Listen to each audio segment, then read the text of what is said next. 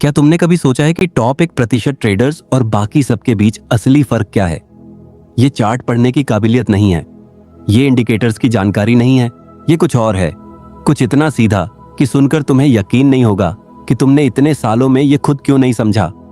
मैंने ये फर्क अपने करियर के सबसे कड़वे सालों में सीखा और आज मैं इसे तुम्हारे सामने पूरी ईमानदारी से रखने वाला हूं। मैं ताकाशी कोतेगावा हूं। मैंने करोड़ों रुपए कमाए हैं और करोड़ों गंवाए भी हैं, और आज मैं तुम्हें कोई इंडिकेटर नहीं सिखाऊंगा, कोई सीक्रेट स्ट्रैटेजी नहीं दूंगा। आज मैं तुम्हें 4 ऐसी सच्चाइयां बताऊंगा जो टॉप 1% ट्रेडर्स जानते हैं और बाकी 99% जिंदगी भर नहीं समझ पाते। और मैं तुमसे वादा करता हूं, हर अगला सीक्रेट पिछले वाले से बड़ा है। आखिरी वाला तो इतना गहरा है कि शायद तुम्हारी पूरी ट्रेडिंग सोच बदल दे। तो ध्यान से सुनना, क्योंकि हर बात अगली बात के लिए दरवाजा खोलेगी। पहला सवाल जो मैं तुमसे पूछना चाहता हूं, तुम्हें क्या लगता है एक ट्रेडर की सबसे बड़ी गलतियां कब होती हैं? जब मार्केट मुश्किल हो, जब सब कुछ उल्टा चल रहा हो? नहीं, सबसे बड़ी गलतियां तब होती हैं जब सब कुछ बहुत अच्छा चल रहा होता है या जब सब कुछ बहुत बुरा चल रहा होता है। और यही वो जगह है जहां से हमारी पहली बात शुरू होती है। सीक्रेट नंबर 1, सबसे खतरनाक पल बड़ी जीत या बड़ी हार के ठीक बाद आता है। एक बार मैंने लगातार 3 ट्रेड्स में प्रॉफिट कमाया। तीसरी ट्रेड के बाद मेरे हाथ हल्के गर्म हो चुके थे, दिल तेज धड़क रहा था और दिमाग में सिर्फ एक बात थी, आज मेरा दिन है। चौथी ट्रेड में मैंने साइज 3 गुना बढ़ा दिया, बिना ये सोचे कि सेटअप वैसा साफ नहीं था जैसा पहली 3 ट्रेड्स में था। कुछ मिनटों में मार्केट पलटा और मैंने वो सारा प्रॉफिट गंवा दिया जो मैंने पूरे दिन बनाया था। अब दूसरा छोर देखो, एक बड़ा नुकसान होता है, दिमाग एकदम उल्टा रिएक्ट करता है। पैसा वापस चाहिए, अभी चाहिए। तुम जुआरी की तरह डबल करने लगते हो, ये सोचकर कि अगली ट्रेड सब बराबर कर देगी। दोनों रास्ते अलग दिखते हैं, लेकिन मंजिल एक ही है, बर्बादी। टॉप 1% ट्रेडर्स यही समझते हैं। बड़ी जीत के बाद वो अपना साइज नहीं बढ़ाते, वो उतने ही अनुशासन से अगली ट्रेड लेते हैं जितने पिछली 100 ट्रेड में लिया था। और बड़ी हार के बाद वो पैसा वापस पाने की जल्दी में नहीं होते। वो रुकते हैं, सांस लेते हैं और सिर्फ तभी वापस आते हैं जब उनका दिमाग शांत होता है। क्या तुमने कभी अपने आप को इन 2 पलों में पकड़ा है? बड़ी जीत के तुरंत बाद ओवर कॉन्फिडेंट होते हुए या बड़ी हार के तुरंत बाद बेताब होते हुए? अगर हां, तो तुम अकेले नहीं हो, लेकिन यही वो पल है जो तय करता है कि तुम भीड़ में रहोगे या उससे ऊपर उठोगे। लेकिन यहां एक गहरी बात है, ये दोनों पल इतने खतरनाक क्यों हैं? क्योंकि दोनों में एक ही चीज छुपी है, एक इमोशन जो हर ट्रेडर के फैसलों को चुपचाप कंट्रोल करता है और जिसे पहचानना सबसे मुश्किल होता है, क्योंकि वो खुद को लॉजिक की तरह पेश करता है। और उस इमोशन ने मुझे एक बार इतना तोड़ा कि मैं तुम्हें बताना चाहता हूं क्या हुआ था। एक शाम ऑफिस लगभग खाली हो चुका था, स्क्रीन पर लाल नंबर घूर रहे थे। मैंने एक पोजीशन ली थी जो मेरे खिलाफ जा रही थी और मैं बार बार खुद से कह रहा था, ये वापस आएगा, ये वापस आएगा। मेरी उंगलियां माउस पर थीं, लेकिन मैं एग्जिट नहीं कर पा रहा था। घंटे बीतते गए, नुकसान बढ़ता गया और मैं वहीं बैठा रहा, उम्मीद के सहारे। सीक्रेट नंबर 2, होप यानी उम्मीद, मार्केट की सबसे महंगी इमोशन है।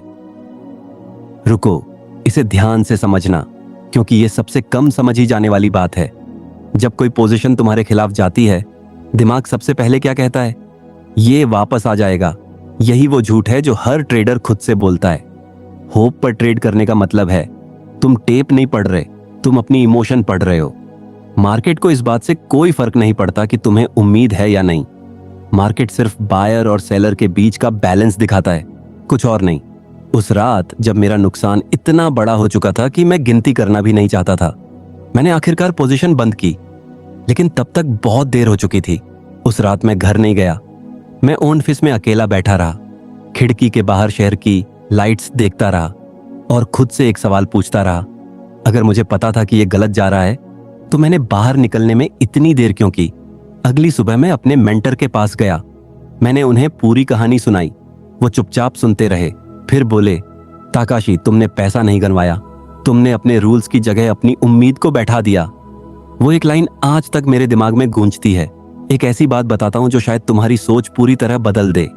स्टॉप लॉस कोई सुझाव नहीं है, स्टॉप लॉस एक डिफेंस लाइन है। एक बार वो टूट जाए तो उस ट्रेड की वजह ही खत्म हो जाती है।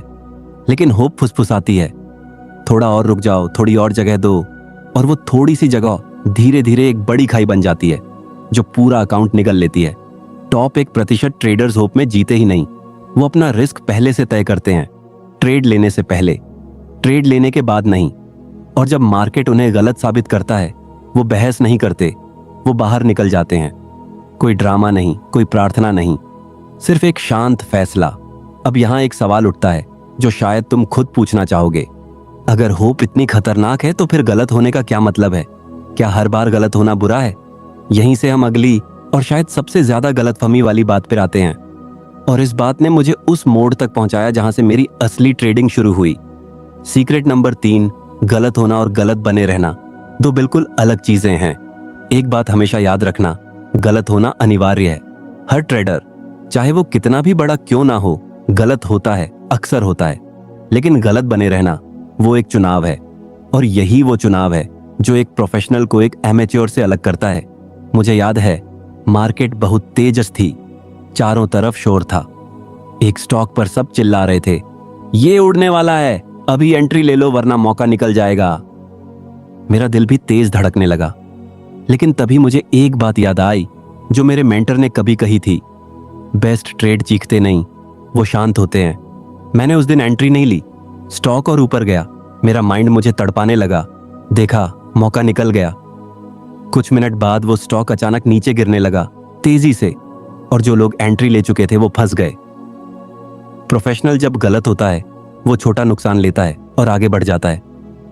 अमेच्योर जब गलत होता है वो अपने ईगो को बचाने के लिए पोजीशन पकड़े रखता है, ये साबित करने के लिए कि वो सही था। लेकिन मार्केट को तुम्हारे ईगो से कोई मतलब नहीं। मार्केट सिर्फ प्राइस एक्शन की भाषा समझता है। यहां एक काउंटर इंट्यूटिव सच बताता हूं, सफलता प्रेडिक्शन से नहीं, कंसिस्टेंसी से आती है। जो ट्रेडर सबसे ज्यादा सही अनुमान लगाता है वो हमेशा सबसे ज्यादा पैसा नहीं बनाता। जो ट्रेडर अपने रूल्स को हर हाल में फॉलो करता है, चाहे वो सही हो या गलत, वही लंबे समय में जीतता है। क्या तुम्हें कभी लगा है कि दिशा सही थी लेकिन टाइमिंग गलत थी और फिर भी नुकसान हुआ? ये मार्केट का तरीका है तुम्हें याद दिलाने का कि प्रेडिक्शन नहीं, डिसिप्लिन ही तुम्हें जिंदा रखता है। डिसिप्लिन ग्लैमरस नहीं होता, ये कोई कहानी नहीं बनती जिसे तुम पार्टी में बता सको। लेकिन यही वो चीज है जो प्रोफेशनल को गैम्बलर से अलग करती है। स्टॉप लॉस मानना, सही पोजीशन साइज रखना, सेटअप का इंतजार करना, यही असली काम है। ये किस्मत नहीं, ये सेल्फ कंट्रोल है। अब यहां रुककर सोचो, अगर तुम्हारे पास दुनिया की सबसे अच्छी स्ट्रैटेजी हो लेकिन तुम गलत होने पर भी उसमें बने रहो तो क्या फायदा? ये सवाल हमें एक ऐसी जगह ले जाता है जो इन तीनों सीक्रेट्स से भी गहरी है। और सच कहूं, इस चौथी बात को समझने में मुझे सबसे ज्यादा साल लगे और सबसे ज्यादा दर्द भी उठाना पड़ा। सीक्रेट नंबर 4, मार्केट एक आईना है और ज्यादातर ट्रेडर्स अपनी ही शक्ल पहचानने से डरते हैं। ये बात ध्यान से सुनना, क्योंकि यही वो सबसे बड़ा फर्क है जो टॉप 1% को बाकी सबसे अलग करता है। मार्केट तुम्हें एक्सपोज करता है। अगर तुम ग्रीडी हो वो दिखाएगा, अगर तुम डरपोक हो वो सजा देगा, अगर तुम केयरलेस हो वो कीमत वसूलेगा। मार्केट झूठ नहीं बोलता और माफ भी नहीं करता। मुझे वो दौर याद है जब मैं लगातार जीत रहा था, हफ्तों तक, हर ट्रेड सही, हर एंट्री परफेक्ट, और धीरे धीरे मेरे अंदर एक अजीब सी चीज पैदा होने लगी। मुझे लगने लगा कि मैं गलत हो ही नहीं सकता। मैंने पोजीशन साइज बढ़ाना शुरू कर दिया, बिना ये सोचे कि मैं अब लॉजिक से नहीं, अपने ईगो से ट्रेड कर रहा हूं।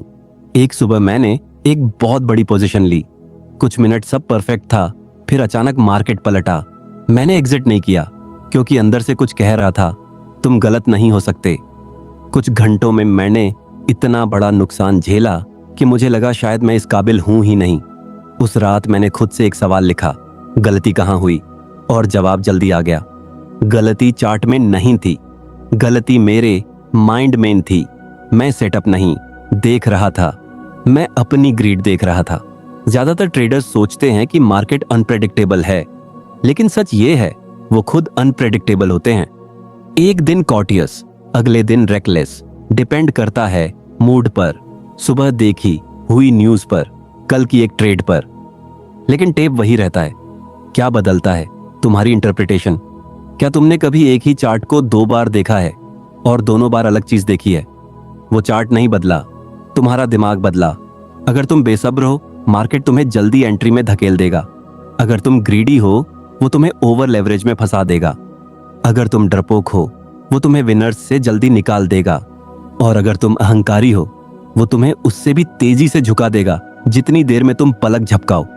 टॉप 1% ट्रेडर्स जानते हैं कि ट्रेडिंग सिर्फ स्ट्रेटेजी का टेस्ट नहीं है, ये कैरेक्टर का टेस्ट है।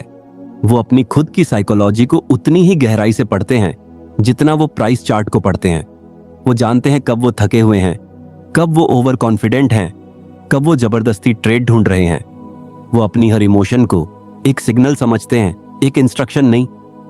क्या तुमने कभी किसी ट्रेड के बीच में रुककर खुद से पूछा है, मैं अपना प्लान फॉलो कर रहा हूं या अपनी इमोशन? ये एक सवाल तुम्हारी पूरी जिंदगी की कमाई बचा सकता है। अब चारों सीक्रेट्स को साथ रखते हैं, क्योंकि अकेले अकेले ये अच्छे लगते हैं, लेकिन साथ में ये असली ताकत बनते हैं। बड़ी जीत या बड़ी हार के तुरंत बाद अपना अनुशासन कमजोर मत होने देना। होप पर कभी ट्रेड मत करना। अपना रिस्क पहले से तय करना। गलत होने से मत डरना, बस गलत बने रहने से डरना। और सबसे जरूरी, मार्केट में खुद को पढ़ना सीखना, क्योंकि चार्ट तुम्हें नहीं हराता, तुम्हारी अपनी रिएक्शन तुम्हें हराती है। टॉप 1% में पहुंचने वाले लोग अलग दुनिया से नहीं आते। उनके पास बस इतना है, वो अपनी खुद की गलतियों से भागते नहीं, वो उन्हें पढ़ते हैं। हर नुकसान एक ट्यूशन पेमेंट है। अगर तुमने सबक नहीं सीखा तो तुम वही गलती दोबारा करोगे, शायद और बड़े पैसे के साथ। सवाल कभी ये नहीं होना चाहिए, मार्केट ने क्या किया। सवाल हमेशा ये होना चाहिए, मैंने वैसा रिएक्ट क्यों किया। मुझे याद है, कई महीनों बाद जब मैंने अपनी ट्रेडिंग जर्नल पलटकर देखी तो एक चीज साफ नजर आई। मेरे सबसे बड़े नुकसान किसी गलत इंडिकेटर की वजह से नहीं हुए थे, वो हुए थे उन पलों की वजह से जब मैंने अपनी इमोशन को अपने रूल्स से ज्यादा तवज्जो दी थी। वही एक पल धीरे धीरे आदत बना, वही आदत मेरा कैरेक्टर बनी, और वही कैरेक्टर मेरे नतीजे बन गया। अब एक पल रुककर सोचो, अगर तुम आज से ये चारों बातें अपने ट्रेडिंग में उतार लो, बड़ी जीत हार के बाद शांत रहना, होप की जगह डिसिप्लिन चुनना, गलत होने को स्वीकार करना पर गलत बने ना रहना, और अपनी खुद की साइकोलॉजी को पढ़ना सीखना, तो अगले कुछ महीनों में तुम्हारी ट्रेडिंग कैसी दिखेगी। सोचो वो दिन जब एक बड़ा नुकसान भी तुम्हें हिला नहीं पाएगा, क्योंकि तुम जानते हो ये सिर्फ एक ट्यूशन पेमेंट है। सोचो वो दिन जब एक बड़ी जीत भी तुम्हें ओवर कॉन्फिडेंट नहीं बनाएगी, क्योंकि तुम्हारा अनुशासन तुम्हारी इमोशन से बड़ा हो चुका होगा। यही वो जगह है जहां टॉप 1% रहते हैं, ना किस्मत में, ना जादू में, सिर्फ अनुशासन में। मैंने ये सबक बहुत महंगे तरीके से सीखे हैं, कड़वे सालों से गुजरकर, और अगर मैं समझ सकता हूं तो तुम भी समझ सकते हो, बशर्ते तुम आज से खुद को उतनी ही गहराई से पढ़ना शुरू करो जितनी गहराई से तुम चार्ट को पढ़ते हो। अगर आज की ये चारों बातें तुम्हारे दिल तक पहुंची, अगर तुम्हें अपनी कोई ऐसी ट्रेड याद आई जब होप ने तुमसे बड़ा नुकसान करवाया, तो नीचे कमेंट में लिखना अनुशासन। और ये कमेंट सिर्फ मेरे लिए नहीं होगा, ये तुम्हारे अपने माइंड से किया गया एक वादा होगा।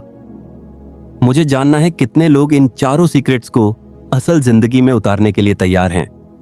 और अगर ये बात तुम्हें सच में सच लगी तो इसे उस दोस्त के साथ शेयर करना जो अभी होप पर ट्रेड कर रहा है, क्योंकि शायद यही वीडियो उसकी सबसे बड़ी गलती को रोक सके।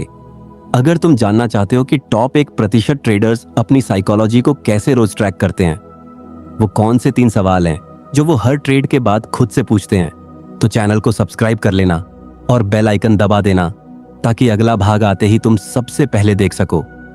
याद रखना, मार्केट कभी गलत नहीं होता, सिर्फ राय गलत होती है। और जिस दिन तुम अपनी राय को अपने ईगो से अलग करना सीख लोगे, उसी दिन तुम टॉप 1% की तरफ पहला कदम रख चुके होगे। मैं ताकाशी कोतेगावा मिलता हूं तुमसे अगले भाग में।